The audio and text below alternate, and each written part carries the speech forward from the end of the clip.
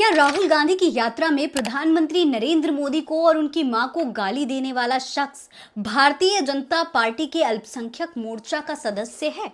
दोस्तों, ये खबर इस वक्त सोशल मीडिया पर छाई हुई है। लोग इन दो तस्वीरों को देखकर इस शख्स को एक ही समझ रहे हैं। इन दो तस्वीरों में एक जगह तो ये कांग्रेस का कार्यकर्ता दिखाई दे रहा है, कांग्रेस की रैली में दिखाई दे रहा है। दूसरी तरफ ये वाला जो शख्स है ये भाजपा के नेताओं के साथ भाजपा का पट्टा गले में डालकर नजर आ रहा है। इन तस्वीरों को शेयर करके कहा यह जा रहा है कि ये वही शख्स है जिसने प्रधानमंत्री नरेंद्र मोदी को कांग्रेस की यात्रा के दौरान गाली दी।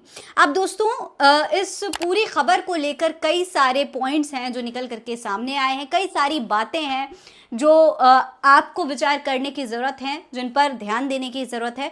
सबसे पहले तो मैं आपको बताऊं ये पूरा मामला क्या है। दरअसल बिहार चुनाव से पहले एसआईआर के मुद्दे पर वोट अधिकार यात्रा राहुल गांधी निकाल रहे हैं, ये सभी जानते हैं। राहुल और तेजस्वी का ये जो काफिला है ये दरभंगा पहुंचा हुआ था और यहां पर जिला विधानसभा क्षेत्र के सिमरी में कांग्रेस के टिकट पर दावेदार मोहम्मद नौशाद की तरफ से एक स्वागत मंच सजाया गया था।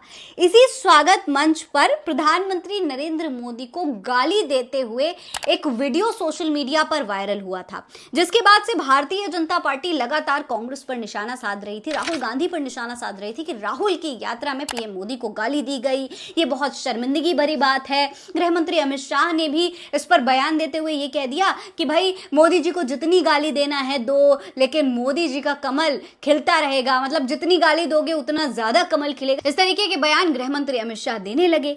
लेकिन अब इन सब के बीच ये खबर सामने आने लगी कि भैया ये जो शख्स है ये कांग्रेस का नेता नहीं है बल्कि भारतीय जनता पार्टी का नेता है। मतलब बीजेपी वाले कांग्रेस पर आरोप लगा रहे हैं और कांग्रेस वाले बीजेपी पर आरोप लगा रहे हैं। लेकिन अब इस पूरे मामले पर हकीकत सामने आ गई है। देखिए, इस शख्स को गिरफ्तार कर लिया गया है। इस शख्स का नाम मोहम्मद रिजवी उर्फ राजा है। बताया ये जा रहा है कि ये एक जीप ड्राइवर है और दरभंगा के एसएसपी ने उसे गिरफ्तार करने की पुष्टि की है।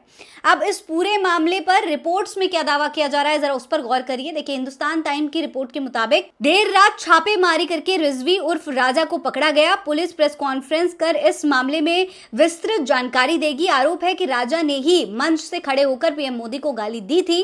पुलिस फिलहाल इससे पूछताछ कर रही है। रिजवी दरभंगा के सिहवाड़ा थाना क्षेत्र के भपुरा गांव का रहने वाला है। हालांकि इस पूरे मामले पर एक और बहुत अहम बात है जिस पर ध्यान देने की जरूरत है। हालांकि ये शख्स किसी राजनीतिक दल से जुड़ा हुआ है, इसकी अभी तक पुष्टि नहीं हो पाई है, यानी कि वो कांग्रेस का है या बीजेपी का है, इसकी अब तक पुष्टि नहीं हुई है। कौन सी पार्टी ने इसे प्लांट किया, क्या वाकई ये कांग्रेस की तरफ से वहां पहुंचा था, ये अब तक नहीं कहा जा सकता है। वहीं दूसरी तरफ ऑल्ट न्यूज के फैक्ट चेकर मोहम्मद जुबैर ने भी इस पूरे मामले पर फैक्ट चेक किया। जो तस्वीरें सोशल मीडिया पर वायरल हो रही थी उसको सच्चाई के साथ दिखाया और बताया कि जो दो तस्वीरें वायरल हो रही थी वो दोनों में कोई सच्चाई नहीं है, दोनों ही तस्वीरें अलग अलग हैं। यानी कि जो आरोप लगाया जा रहा है कि ये भाजपा के अल्पसंख्यक मोर्चा का सदस्य, ऐसा भी कुछ नहीं है। जो चीज गलत है वो गलत है। लेकिन फिलहाल इस शख्स का कांग्रेस के साथ कोई संबंध है ये भी अब तक सामने नहीं आया। हाँ, ये कांग्रेस के मंच पर पहुंचा जरूर था,